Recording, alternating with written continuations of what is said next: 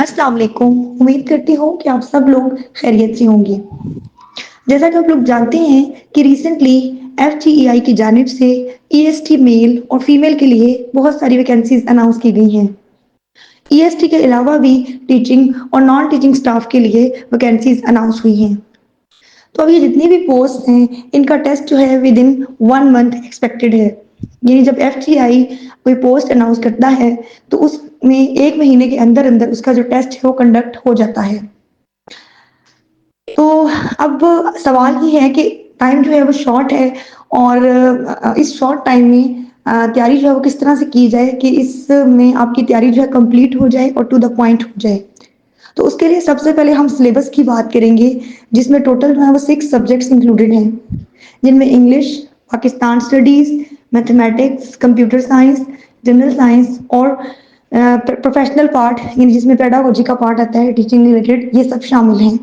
और ये हर जो पोर्शन होगा, जो भी पोस्टें हैं उन सब के लिए डिफरेंट मार्क्स की वेटेज के साथ होगा। तो आप लोग जो हैं अब 6 सब्जेक्ट्स हैं और टाइम अगर 1 मंथ का हो तो यकीनन जो है टेंशन होती है कि इतने शॉर्ट टाइम में तैयारी किस तरह से कंप्लीट की जाए। तो आपको सिलेबस मैंने बता दिया है। अब इसमें आप लोगों ने ये जितने भी सब्जेक्ट्स मैंने आपको बताए हैं, इनके बेसिक्स अगर आपको अच्छे तरीके से आते हैं, तो फिर आपने बस उन्हीं बेसिक्स को लेकर अच्छे से तैयार करना होता है और अच्छे से उनके उनके नोट्स बनाने होते हैं, तो फिर आपका जो है वो तैयारी जो है बेहतरीन हो जाती है।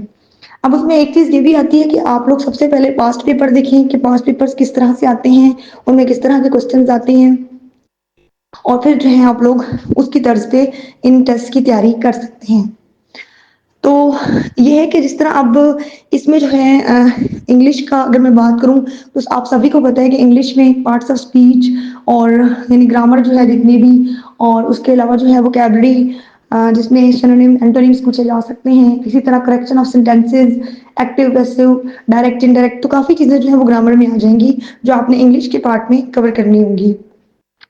पाकिस्तान स्टडीज में जो है इसमें आपने हिस्ट्री का पोर्शन कवर करना होगा। जब तक आपको हिस्ट्री पता नहीं होगी आप एमसीक्यूज जो है वो अच्छे से नहीं कर सकेंगे। आप लोगों ने पहला काम ये करना है कि इन सब सब्जेक्ट्स की थ्योरीज को कवर करना है ताकि आप एमसीक्यूज जो है वो कर सकें। पहले आपने थ्योरी पार्ट कवर करना होता है। उसके बाद जो है नेक्स्ट है मैथमेटिक्स। मैथमेटिक्स में जो है आपने वैसे तो जो एफपीएससी और पीपीएससी के जो टेस्ट होते हैं उनके अंदर मोस्टली जो है परसेंटेज, अलजेब्रा, रेशो, इस तरह के टॉपिक्स जो है वो पूछे जाते हैं। तो आप लोगों ने ये कोशिश करनी है इसमें कि आप जो है 6 to 8 तक की जो बुक्स हैं उनके मैथमेटिक्स के जो पार्ट हैं जितने भी पार्ट्स हैं उनको कवर करें। उनमें परसेंटेज का टॉपिक भी इम्पोर्टेंट है और सेट्स का टॉपिक भी आ जाता है बहुत दफ़ा और प्रोबेबिलिटी का टॉपिक भी इसमें इंक्लूड हो सकता है। यानी जो मैंने आपको एफपीएससी के और पीपीएससी के बताए हैं वो जस्ट एक एग्जांपल के तौर पे बताए हैं कि इस तरह ये मैथ्स के पोर्शन इंपॉर्टेंट हैं। तो इसमें आप 6 to 8 तक की जो बुक्स हैं मैथ की वो अगर आप अच्छे से उसमें मैथ्स का पोर्शन कर लेते हैं, रेशो वाला भी और बाकी जितने भी पोर्शन मैंने आपको बताए हैं, तो आपका मैथ का पोर्शन जो है अच्छा हो सकता है।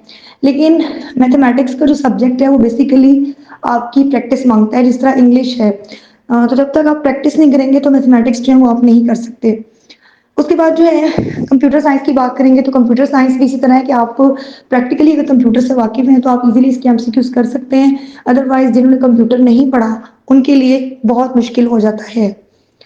तो उसमें यही कहूँगी कि पहले आप कंप्यूटर की जो है वो उसको आप प्रैक्टिकल भी करके देखें कि उसमें जो एमसीक्यूज पूछे जाते हैं कीज से रिलेटेड या उसमें एमएस वर्ड के related, MS Excel, MS file, sorry MS PowerPoint, इनसे रिलेटेड या एमएस ऑफिस है, तो इससे रिलेटेड जो एमसीक्यूज पूछे जाते हैं वो आप देख लीजिए कि ये जो एमसीक्यूज हैं ये आपने इनके बेसिक्स आपको आने चाहिए और उनके लिए आपको क्या करना होगा कि आप लोगों ने ये जितने भी हैं इनका आपने प्रैक्टिकल करके देखना होगा। यानी कंप्यूटर पे आपने practically MS Word, MS Excel, MS PowerPoint इनका आपको पता होना चाहिए कि ये किस लिए इनका क्या फंक्शन है और इनके इम्पोर्टेंट जो जितनी भी इनके रिलेटेड इम्पोर्टेंट चीज़ें होंगी वो आपको पता होंगी तो ही आप कंप्यूटर पार्ट कर सकेंगे। तो मेरा सजेशन यही है इसके लिए जितने भी नोट्स आप तैयार करेंगे कीज से रिलेटेड वेदर कोई भी क्वेश्चन आ रहे हैं, जो मैंने आपको जितने भी मेंशन किए टॉपिक, सबसे पहले तो कंप्यूटर फंडामेंटल्स पे आप जाएंगे। जितने भी टॉपिक्स मैंने बताए हैं, सबसे पहले आप फंडामेंटल्स करेंगे, तभी आप जाकर जो है आगे फिर जो है वो MS वर्ड और MS पावर पॉइंट वगैरह की तरफ जो है वो जाएंगे।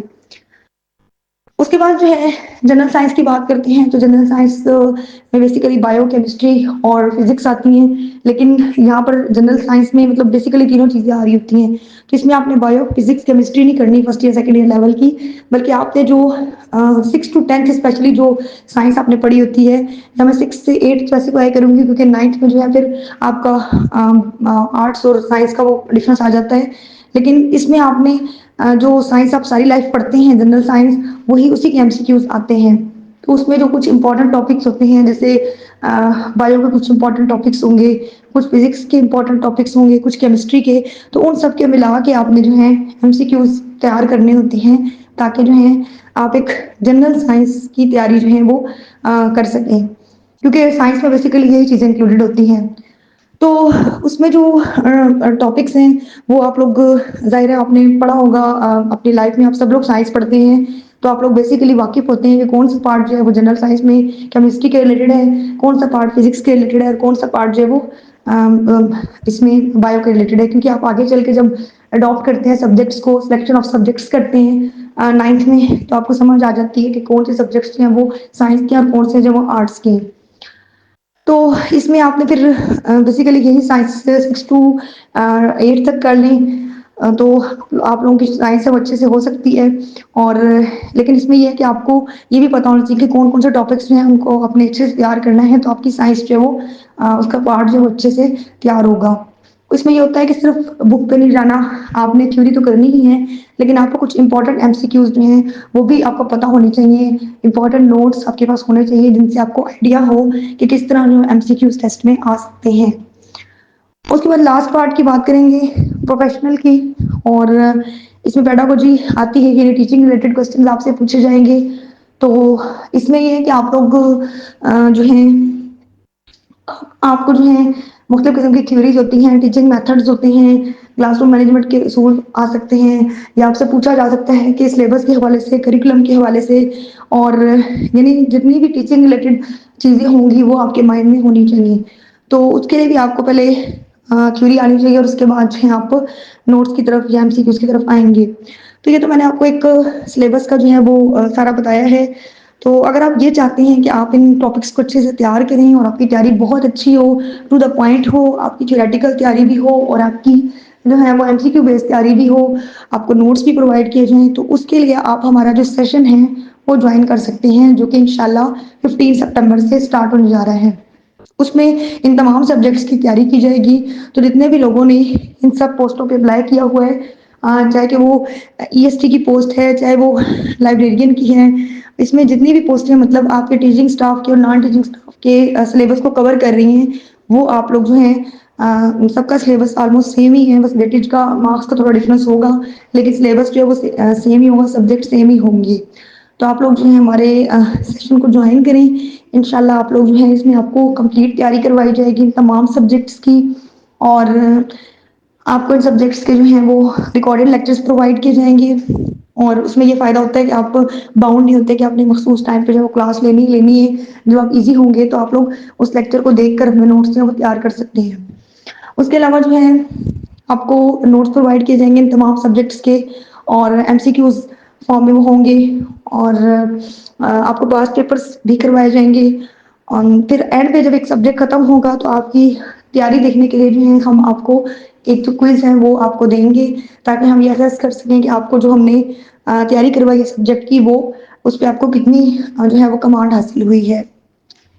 तो ये सब बेसिकली हमारे सेशन के हवाले से है, और इससे पहले भी फरवरी में हमने सेशन करवाया था, और उस में माशाल्लाह हमारे काफ़ी स्टूडेंट्स जो हैं वो उनके 60 to 80 तक मार्क्स आए हैं, और हमारे जो हैं वो काफ़ी स्टूडेंट सेलेक्ट भी हुए हैं। तो आप लोग जो हैं वो आज से ही इसकी तैयारी करें अगर बेहतरीन तैयारी करना चाहते हैं, और हमारे सेशन को जो है वो अपनी तैयारी को बेहतरीन बनाने के लिए हमारे सेशन को ज्वाइन कीजिए। और आप लोग जो है अगर इस सेशन में एनरोल होना चाहते हैं तो सर जवाद के नंबर पर जो है आप उनसे कांटेक्ट करें और आज ही हमारे सेशन में जो है वो एनरोलमेंट करवाएं।